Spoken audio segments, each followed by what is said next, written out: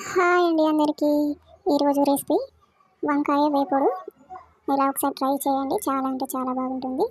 ముందుగా వీటికి కావాల్సిన ఇంగ్రీడియంట్స్ ఇలా ముందుగా సన్నగా కట్ చేసి పెట్టుకోవాలండి. వంకాయలు అయితే ఇలా ఉప్పు వేసి నీట్గా కడిగి పెట్టుకోవాలి. ముందుగా స్టవ్ వెలిగించి కడాయి పెట్టుకోవాలి. కడాయి వేడిన తర్వాత కొన్ని పల్లీలు వేసుకోవాలండి, కొంచెం శనగపప్పు, కొంచెం మినపప్పు, కొన్ని ధనియాలు, కొంచెం పుట్నాలు కూడా వేసానండి.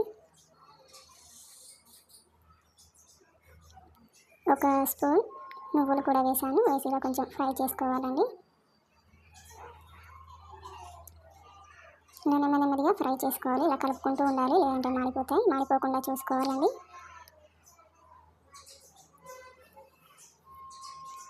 మాడిపోతే టేస్ట్ రాదండి, వేరే ఉంటుంది. ఇలా చూసుకుంటూ కలుపుకోవాలి. ఇలా ఫ్రై అయిన తర్వాత చల్లారిన తర్వాత ఇలా మిక్సీ జార్లో వేసుకొని మెత్తగా గ్రైండ్ చేసుకోవాలండి. ఇలా నేను చూపించినట్టు మెత్తగా గ్రైండ్ చేసుకోవాలి.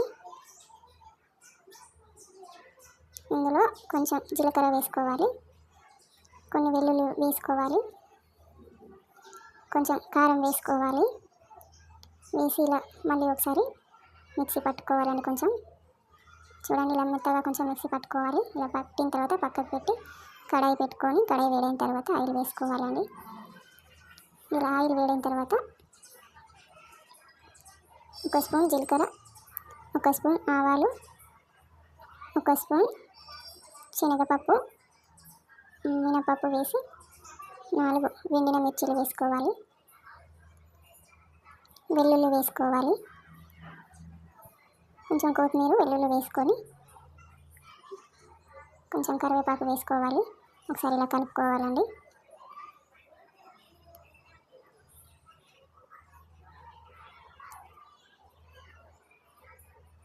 ఇలా కలుపుకుంటూ ఉండాలి. గ్యాస్ సిమ్లో పెట్టి ఫ్రై చేయాలండి, లేకుంటే మాడిపోతాయి. ఇప్పుడు కలర్ వచ్చేంత వరకు చూసి వంకాయలు వేసుకోవాలి. వంకాయలు వేసి ఇలా నెమ్మదిగా కలుపుకోవాలండి.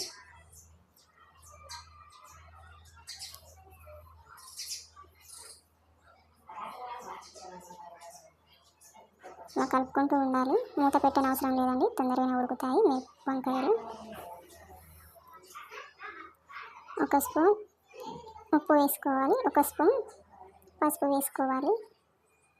వేసి ఒకసారి ఇలా మళ్ళీ కలుపుకోవాలండి.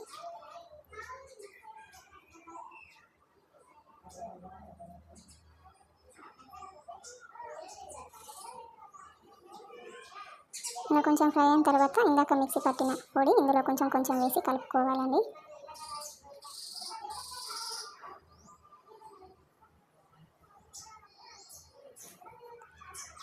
కలిపిన తర్వాత ఇంకొంచెం పొడి వేసి కలుపుకోవాలి.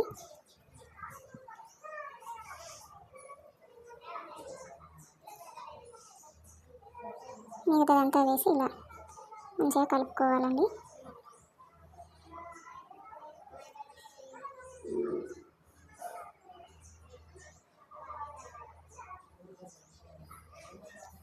మీరు కూడా ఒకసారి ట్రై చేయండి ఫ్రెండ్స్, చాలా అంటే చాలా బాగుంటుంది.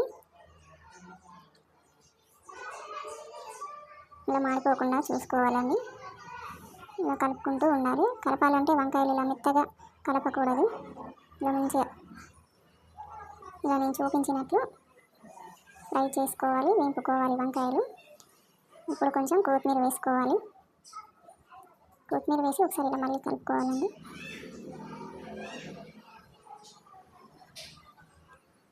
గుమగుమలాడే కమ్మని వంకాయ వేపుడు ఒకసారి ఇలా ట్రై చేయండి ఫ్రెండ్స్, చాలా అంటే చాలా బాగుంటుంది.